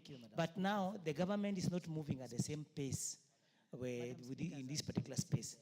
You note that, Madam Speaker, currently as we speak, the AI is the one being used by most doctors right now in prescribing medicine, which is dangerous. AI is being used in education for teachers who are preparing learning lessons to teach in schools. AI is being even used in the legal fraternity. The other day, I had a complaint from a judge indicating that young advocates are now using AI to prepare submissions to forward in court, whereby they are quoting non-existing laws, non-existing judicial precedents that we rely on in legal in our courts, so that this can easily mislead a court to arrive at a wrong decision. Because in a legal, in our legal circles, we normally rely heavily on the previous decided case, so that we have a sequence. We don't want to have contradictions. But when someone is now coming in, we're using artificial intelligence to prepare submissions, quote non-existing cases, you find out that the judge that is presiding over the case is easily going to be misled. We also have the AI being used by architects drawing houses, which is now becoming very dangerous. Madam Speaker, you note, as it has been said, the lack of regulatory framework is one that has led into all these things happening in our society. It's therefore very important that we formulate regulation, regulatory framework, and ethical guidelines for implementation of the artificial intelligence in the country to control the potential misuse.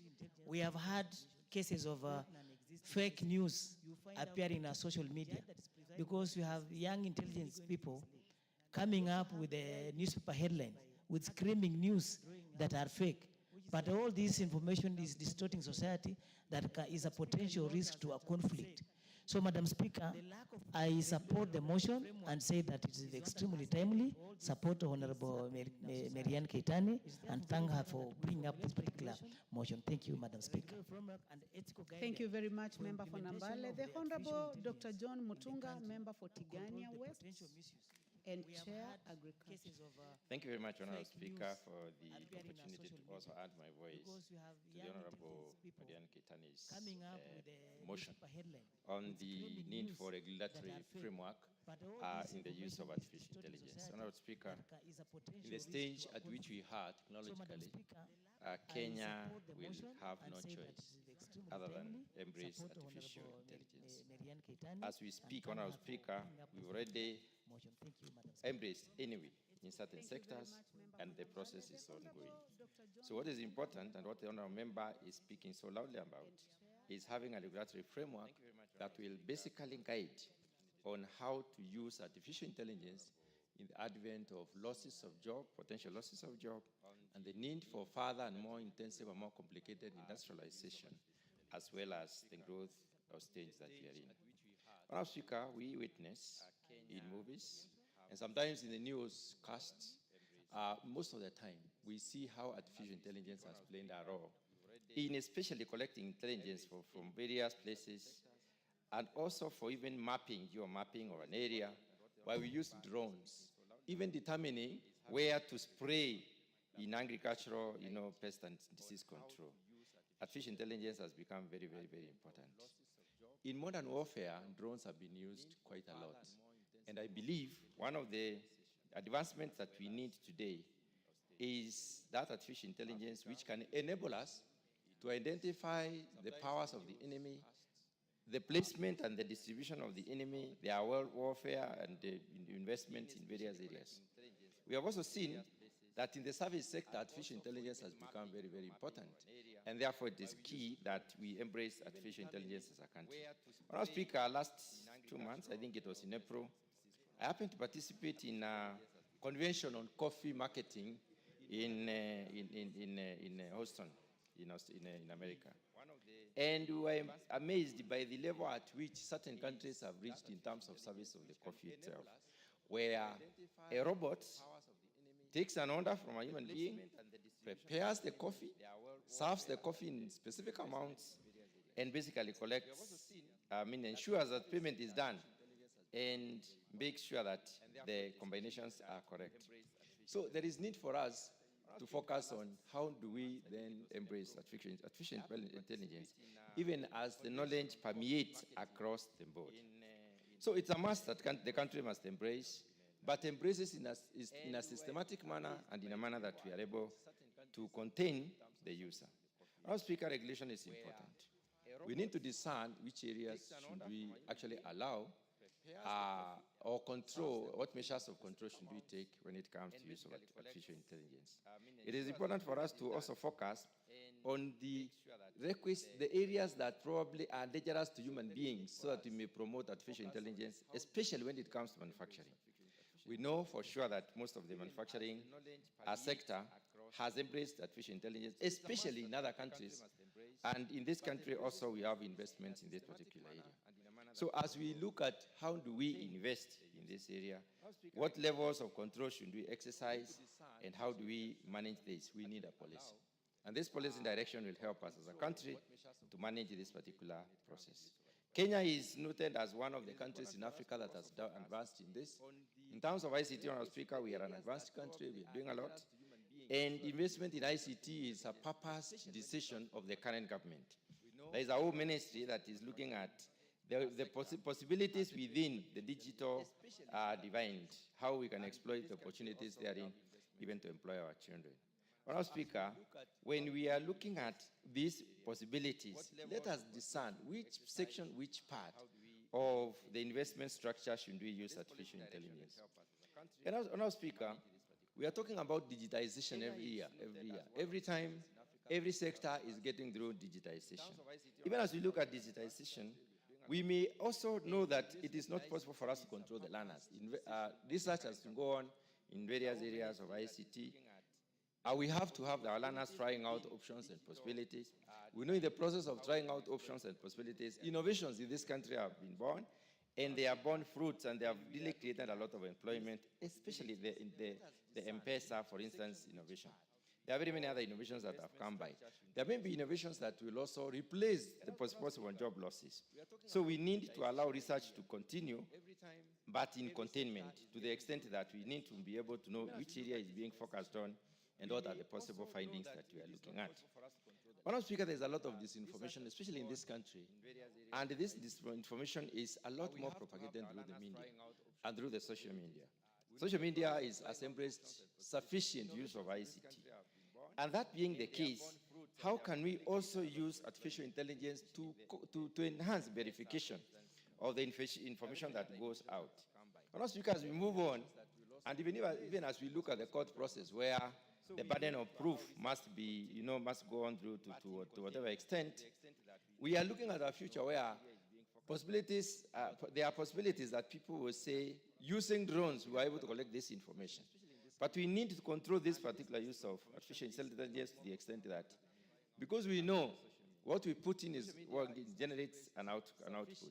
And therefore, we need to be able to control how we use these options, as it were. There are several possibilities that are important for us. First of all, containment of the news and news content. It is very important for us to know what kind of artificial intelligence was used to collect what news, and whether there are possibilities before release of such news. If we do not contain this, then we are likely to be finding ourselves in cases where a proof has not been given and there has been sufficient circulation, which may mislead most of the Kenyans. The other issue is the control of associated onslaughts or the areas where we have embraced artificial intelligence. We need a verification mechanism, Honourable Speaker, whereby we will be able to know exactly how does the use of this technology lead to generation of information that probably can call as credible, reliable, and verifiable. And if the information is not verifiable, Honourable Speaker, we need to have mechanisms that can help us to shun this, to get this information from circulation. When we focus on job losses, Honourable Speaker, artificial intelligence is likely to lead to job losses, yes. We are a country in transition which requires to employ most of our people, and also it can be a possibility that our people can be employed in this particular area. So even as we look at advancement and the use of this particular technology, then we may be looking at how can we use it in tandem with promotion of productivity within the productive sector, so that we are also creating more jobs, such that we win off those tasks that are difficult, tasks that are risky, tasks that require a lot more of machinery use, and then we place human beings to those tasks that require a lot of intensive scrutiny. Honourable Speaker, public awareness is very important. In our country, the awareness levels are high, but unfortunately most of the information that circulates around is not necessarily very credible, not verifiable, and not reliable. How can we use this artificial intelligence to ensure that we develop sufficient understanding to our people on how to even cross-check information that they are being given? Honourable Speaker, it is important for us to foster transparency and the responsible use of AI. It is possible for us to do that through a very elaborate policy framework. And that is why I believe this particular bill, this particular motion, has come at the right time. We need to distinguish which sectors can embrace artificial intelligence. We need to distinguish which functions within those sectors that can embrace artificial intelligence and to what extent. And we need a mechanism of measuring out to try and exactly establish what level of use are we talking about. So, Honourable Speaker, there is the issue of ethical standards and ethics of information that is transmitted. That needs also to be focused on and can only be achieved through a policy guideline. Honourable Speaker, those very few remarks, I wish to support this particular motion. Thank you very much. Thank you. The Honourable Cecilia Getit, member for Turkana County. Artificial intelligence and to what extent? And we need a mechanism of measuring out. Thank you, Madam Speaker, for giving me this opportunity to contribute to this good motion by my colleague, Honorable Keitany. Madam Speaker, AI, looking at its definition, is that technology of enabling computers perform functions that humans have been performing, including making decisions, computers having ability to see, understand, and translate spoken and written language, analyze data, and all that. Therefore, Madam Speaker, there are ethical concerns that come along with this. If we don't regulate that space, how safe are we in terms of our privacy, in terms of safety of our data, the security, and the potential impact on human autonomy, necessitating responsible governance and regulation, Madam Speaker? The AI has both advantages and disadvantages, Madam Speaker. And of course, in terms of regulating, we need to focus on the disadvantages so that this space is regulated to give us more benefits than disadvantages, Madam Speaker. How safe are we? In Kenya now, our young people are looking for jobs. In terms of safety If of our data, AI is the security embraced fully, and the potential 100%, that means our people will lose jobs. And those that want jobs will now have no future of getting jobs, Madam Speaker. So there's need to have a regulation where there is some percentage of AI being embraced, not 100% to make our people lose jobs, Madam Speaker. Then there's the security risk, Madam Speaker, the cyber attacks. The AI depends on data mostly, the research data. If we don't regulate the space, our data can be at risk. So I think as a country, before embracing this, we really need to have very serious regulations, Madam Speaker, that will address ethical concerns like biases and discrimination, security risks, and then high development and implementation costs, Madam Speaker. This needs very massive and serious investment in terms of infrastructure, research, and all that. So it's not something we can just rush into without really having very serious regulations, Madam Speaker. And then there is the risk of a reliance of the humans now on these computer things, Madam Speaker. I think AI will need to be regulated. If our students will be asked any question in school and then they just access the AI information and data, then it will kill the ability of our students reasoning and really expounding on things, testing their intelligence.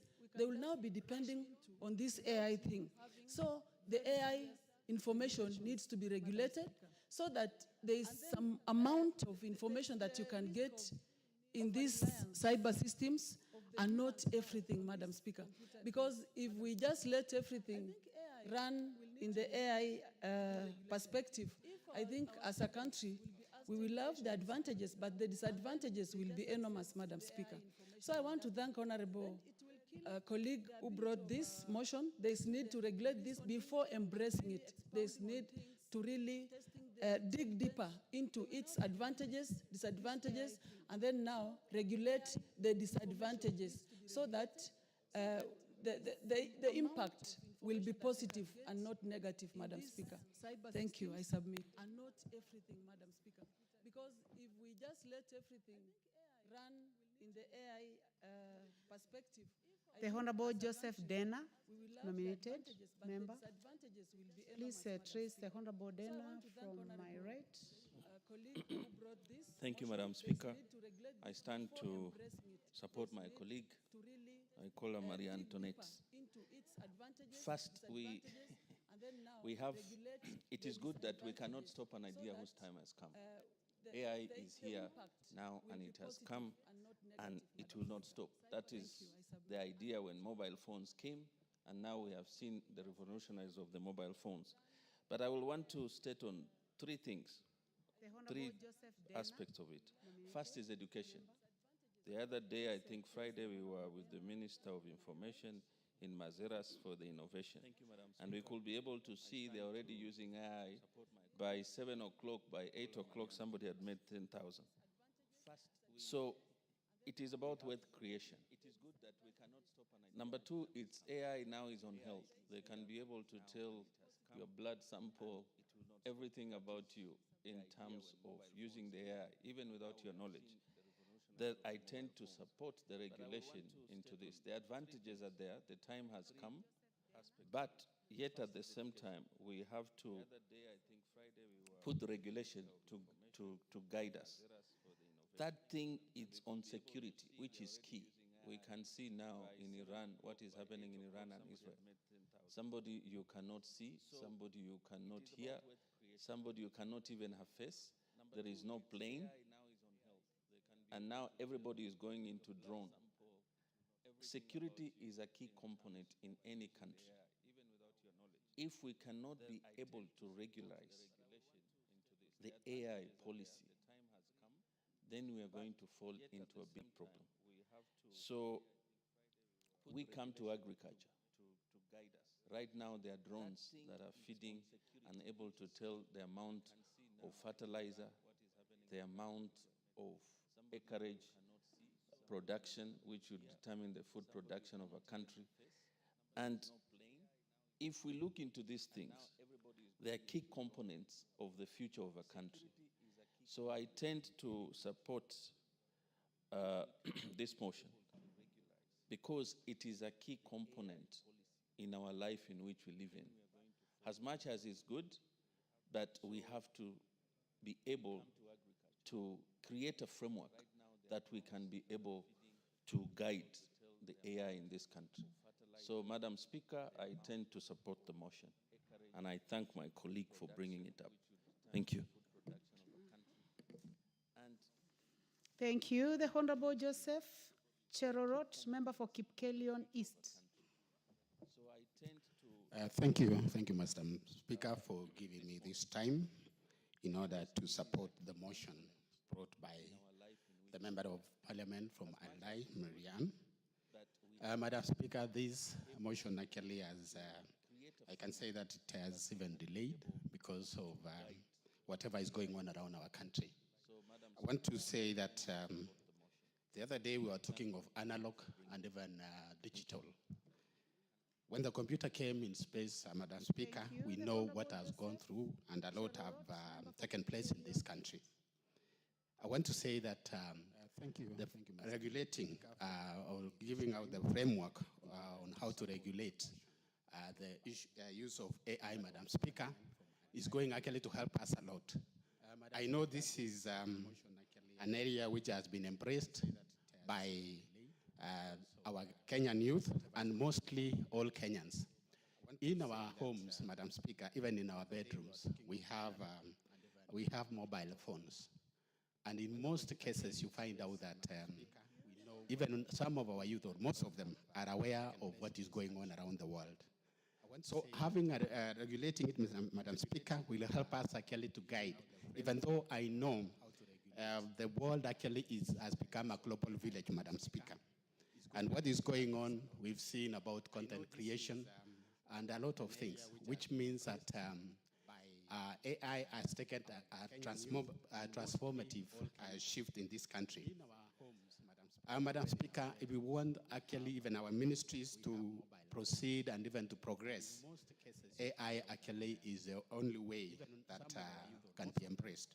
If you see, Madam Speaker, like in health, Madam Speaker, the other day we had to change. We had to shift to SHA from NHIF because NHIF was using actually the analog way. And in the SHA, Madam Speaker, it is digitalized, which means in our ministry, like Ministry of Health, even KRA, using AI can help us even to develop economically, Madam Speaker. Madam Speaker, I want to say that if we want to also to prosper in our businesses, AI is the only way. Madam Speaker, you find yourself, you are seated in the house, and you do some orders, and within a short time, you do deliveries are dropped in your house just because of AI. So I want to mention that as a person, I'm supporting what actually the Member of Parliament, Honorable Marianne, has brought about this regulation of AI. If we want also to, like what we have mentioned, Madam Speaker, especially in terms of agriculture, there are a lot of things that you cannot use just the common sense that you have, but you have to apply also AI. And also in the cyber security, Madam Speaker, it also helps a lot. So if we can, if whatever is going on around the world, Madam Speaker, like what a colleague has mentioned, the war that is going on now in the Middle East and several other areas, the security, in terms of security, the warfare that is around, like between Israel and Iran, what is going on now is because of the AI, the drones and all that. So, Madam Speaker, I support the motion. Thank you, Madam Speaker.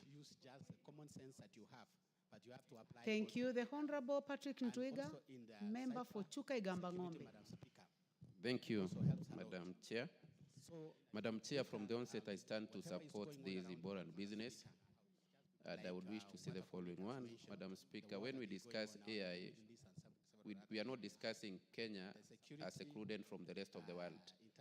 So if we continue saying as a country that we want to avoid AI to protect the jobs of our children, we need to know that it's not us who will use AI. AI will be used by the same children. And the rest of the world won't prevent the rest of the world from evolving in AI because Kenya is not prepared. So our lack of preparedness does not tell what the world will do. So, Madam Chair, we really need a regulation because we have a young generation. I like what one of our colleagues from the Ugandan parliament said, that being born in Kenya, it's like being in Form 6 in Uganda. We have a generation that is so quick to learn. Yesterday, I looked at and I wish first to say sorry for what happened yesterday about that man who was shot. And we not even know tell you who, because within that minute, they had created so many faces. They will say, is this one who has been shot? Is this one who has been shot? He is from here. So we had like 10 or 20 people, images that had already been created online on who had been shot, which can really bring chaos and confusion. About the policeman who did what, we had almost a face immediately, after 2 minutes, another one. So we really need a regulation because you can't control that. We can't say now that will prevent young people from using AI or artificial intelligence because it's the next frontier of development in the world. So we can't close ourselves inside the country and be afraid of what is coming because AI is here with us. And the most important thing as a country is to be prepared. And the best preparedness for this house, as a house that makes laws, is to have a law that will guide artificial intelligence and its use in the country. Thank you, Madam Speaker. I support. Thank you very much. The Honorable Kainan, member for Thank you, Madam Speaker. Elders. I don't know why I left my card. Yeah, it's unusual. I hardly forget. And you know that because of the length of time you have been in this house, we have to indulge you. Please proceed. It's a very, very rare thing. Thank you, Madam Speaker. Madam Speaker, this motion is timely. I want to thank the Honorable Mariane Keitani. You know, she's a distinguished member of this house. People know her as a first-timer. Yes, I'm saying people know her. Bent over because of your height. Yes, I think, people know her as a first-timer, but she's an all-round, efficient, highly mobilized, former chief of staff. And I'm sure the people of Aldai will not regret in having her as their member of parliament. But that does not mean I have in any way trying to influence how the people of Aldai are likely to think of her and behave. Having said this motion is timely. And it's one of the things that we must think out of the box as a country. Saying people know Speaker, Kenya is a member, is a very responsible member of the global village. Let me call the global village. Efficient. And equally, Kenya is a very resourceful, committed member of the African continent. And Madam Speaker, Kenya is a country of very diverse population. One of the things that we must pride in, recently we were voted as the best in human resource capital by the UN. Madam Speaker, that tag is so important, not only to our diaspora community, but it takes our education system to another level. Madam Speaker, this is why, notwithstanding the different provisions in the current progressive constitution, we must also think out of the box. How do we think out of the box? The right to privacy, the right to associate with whoever you want, the right of your neighbor, the right to you as an individual is all enshrined in the Constitution. Madam Speaker, John McCarthy, who is considered as the father of AI, participated in something called the Dartmouth workshop in 1956. You can imagine where the world was at that particular time. And what he thought of in that particular conference is what is now making everybody sleepless. Madam Speaker, as a country, associate with whoever you want, the right of your neighbor, the right to you. See, there's a serious change of guard. I like the way it's organized. It's really organized. I'm sure that is one thing that other institutions should also emulate. Well structured. In something called the Dartmouth workshop in 1956. You can imagine where the world was at that time. Madam Speaker, those who invented the use of computers were not competing with Almighty. Madam Speaker, Almighty God has created the human beings, the animal beings, and the angels. In my religion, the human being has been given two distinctive abilities. The right to think, that is why God says, God gives you an opportunity to discern what is good and what is right. And you as an individual, you are in a position to either go astray and follow the wrong or follow the right. And one of the things that mankind has done is to be innovative enough, to be creative enough, and use computer. Madam Speaker, what this bill, and I get this, what this motion attempts to do is to, first of all, to acknowledge that we are in the era of AI. This is the first thing. The second thing that this motion attempts to acknowledge is that there is need to have a friendly, institutional-driven framework that will allow the user of the AI not to infringe on the rights of others.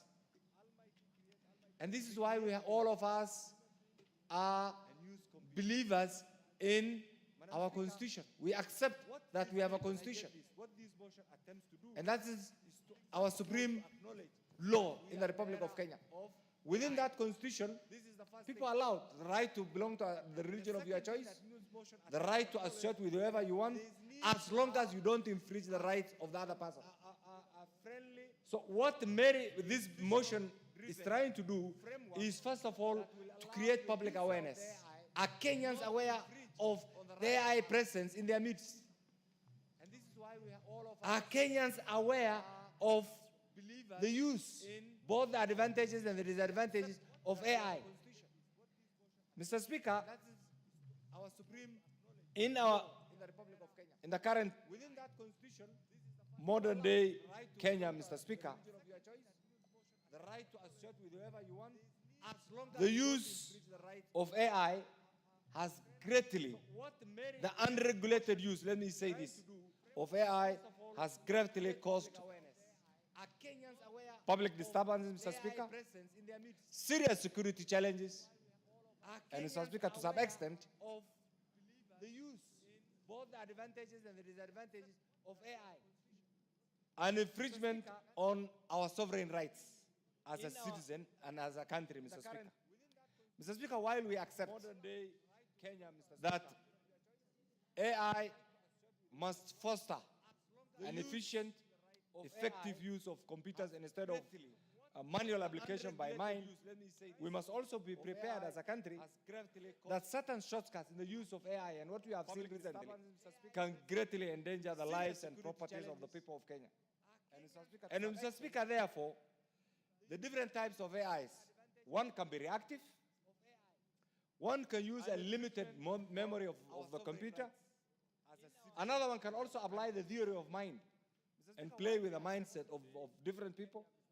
And Mr. Speaker, you can also use something called the self-awareness. That's why you see different images. Some will not even understand. People of my age will not understand. But the youngsters understand, and they have their own way of doing things. Mr. Speaker, it's because of this that we must be prepared as a country, as a citizen, Mr. Speaker, to use AI efficiently, reduce operational costs, use it to interpret data, but we must also be prepared that this use, first of all, is going to cause serious loss of jobs. It's also going to contribute to the violation of individual rights. privacy.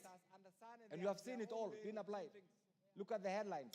Mr. Speaker, Just open your social media accounts and you see the kind of thing that goes on. as a country, as a citizen, Mr. To the extent that some of the media, the youngsters, also use their social media accounts actually to manipulate certain realities to suit reduce operational costs, certain circumstances which may not be in the national interest, which may not be even in their long-term interest, Madam Speaker, Mr. Speaker. There is also an abuse of algorithms. In the application of this, you can see certain shortcuts are taken, Mr. Speaker. It's also very difficult because you can see countries that have plunged in civil war, Mr. Speaker, or some of the events, global events that are happening right now. If you follow the social media accounts, like the world is coming to an end. We are almost on the verge of a third world war. That Kenya is beginning to end. And there is going to be a civil war, and we don't have institutions. So what this motion, and I hope my good friend Mary will take this to the next level and have, I know you'll be criticized, but those will be positive criticisms. You will be remembered later on. That's why I said we must think out of the box. Please translate this, take this to the next level, have it as a bill that allow the public to participate, and ultimately we'll come up with a bill that meets the test of time, a bill that meets the sovereign interest of the people of Kenya, a bill that will protect the rights of any individual, and a bill that will ultimately contribute to the development of this great republic. Mr. Speaker, I stand to support this, very progressive. Please don't get tired. Go on, bring the bill as soon as possible. I support. I know you'll be criticized, but those will be positive criticisms. You will be remembered later on. MP for Taita Taveta, followed by the Honorable Geoffrey Odanga. Thank you, Mr. Speaker, for also giving me a chance to contribute briefly on this motion. And I want to begin by congratulating my colleague, Marianne, for bringing this motion on matters artificial intelligence. And Mr. Speaker, from the onset, I want to say that the world is revolving and it continues to evolve. And truly, AI is an idea that time has come, and there's nothing we can do about it. We have to embrace it. And Mr. Speaker, it has its own benefits and challenges. And already it is in practice. So, Mr. Speaker, the only way that we can enjoy or benefit from AI is to regulate it. We have to control so that we benefit from it. And Mr. Speaker, I want to say that a lot is being done by AI, like so many things. You get surprised at times you go for shopping and Mr. Speaker, you have your Visa card in the pocket and you just get close to the counter and tap it and everything is sorted. You know, money is removed from your card and you've already settled your bills. And that is the work of AI. At times you pay for parking and when you're driving your car, before you get to the gate, the gates are opening. All that is AI. And many things. So before it gets to matters security and many things on the wrong side, Mr. Speaker, I agree. It is time we regulate it as quick as possible so that we get to enjoy it. So I congratulate my colleague and I support this motion. Thank you, Mr. Speaker. You know, money is removed from your card and you've already Geoffrey Odanga. And that is the work of AI. At times you thank you, Honorable Speaker. Let me also add my voice to those who are supporting the artificial intelligence and thank the sponsor of the motion, Honorable Marianne. I want to say, Madam Speaker, Honorable Speaker, that first of all, let me note that artificial intelligence is very dangerous. It is very dangerous if it is left to run and control itself. And we have seen this, like when we have had WhatsApp and FB and so on, we are seeing people abusing the opportunity to use the social media. So we need to take up this very quickly and fast enough so that it is regulated and controlled. The truth is that AI has already taken the world by storm. It is existing. We are already using it. If we don't control it, it's going to damage and even threaten, like the education system in terms of research, those who do research at masters, at PhD, and for other purposes. This is going to threaten innovation and creativity in our educational institutions. It is also going to be very dangerous in the areas of security and so on. So there is a very, very important need to have it regulated and controlled. Honorable Speaker, I support. We are already using it. The Honorable Member for Turkana North Pole. Equam. Proceed. Thank you, Mr. Speaker. I rise to support this motion by Honorable Miriam. Mr. Speaker, whereas we celebrate AI, it's come with serious challenges. Serious challenges, and especially with the young people in this country. If it's not going to be regulated, Mr. Speaker, it is going to, one, spoil our generations, two, create very serious issues in this country. We have so many experiences, Mr. Speaker, and so this motion that intend to allow the ministry concerned to regulate and put framework that will guide use of the AI and also create public awareness to our communities has come at a good time. Mr. Speaker, besides that, I would want to also add that we need to have infrastructure that will also support use and, regulating the information that goes to the public.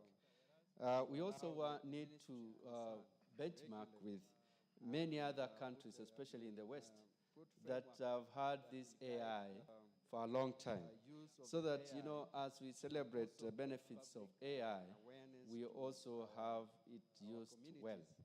Thank you, Mr. Speaker. I support. Mr. Speaker, besides that, is the MP for Samburu East in the House? That we need to have infrastructure. Under the circumstances, given the fact that I don't see any other member who intends. Honorable Sani, the MP for Wajir North. We also need to thank you, sir. Benchmark with proceed. Many other the mic is there. In the West, that have had give him the mic for God's sake. For a long time, so that as we celebrate the benefits of AI, we also have it. Sene, what did you do to the mic? It was on until you started.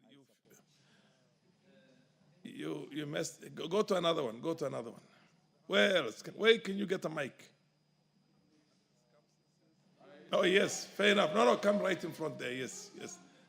There you go. Thank you, Mr. Speaker. Artificial intelligence is a new thing. And I'm sure in as much as it is good, we are in a time when everything has to go digital. I'm brought up at a time when things were analog. And we must appreciate the changing times and trends. I know its importance is so immense in terms of decision making, automating tasks, trying to analyze vast data that we cannot do it mechanically, improving efficiency, bringing the best out of customer experience. We can't enumerate the importance of artificial intelligence. However, Mr. Speaker, we are going to a time when we are nearly phasing out the human species. We are becoming robots. We will lose our uniqueness, our originality, that which makes us different from all other creatures. We have been endowed with natural intellect. If everything becomes at our fingertips, we will lose that innate endowment, the intelligence. I think in as much as it is a must that we must accommodate artificial intelligence, it must be done with caution. Actually, we are at a time even the National Examination Council is facing serious challenges in terms of juniorness. A's and B's that used to be rare during our times have become a common grade. Yet they can't showcase, they can't justify their grades. That is sufficient to say that we are trying to copy-paste. You ask the artificial intelligence, any gadget, how is this? You pose questions. And it gives you all the raft of answers and we copy-paste. That is the kind of generation we are looking forward. I think in as much as it is a must that we must accommodate artificial intelligence, it must be done with caution. Actually, we are at a time even the National Examination Council is facing serious challenges in terms of juniorness. A's and B's that used to be rare during our times have become a common grade. Yet they can't showcase, they can't justify their grades.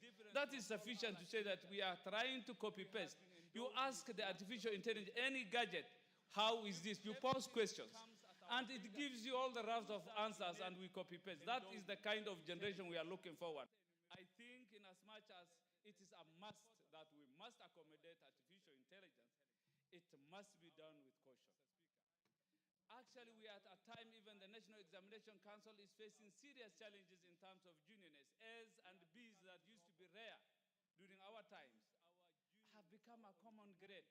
Yet they can't showcase, they can't justify their grades. That is sufficient to say that we are trying to copy-paste. You ask the artificial intelligence, any gadget, how is this? You pose questions. And it gives you all the raft of answers and we copy-paste. That is the kind of generation we are looking forward.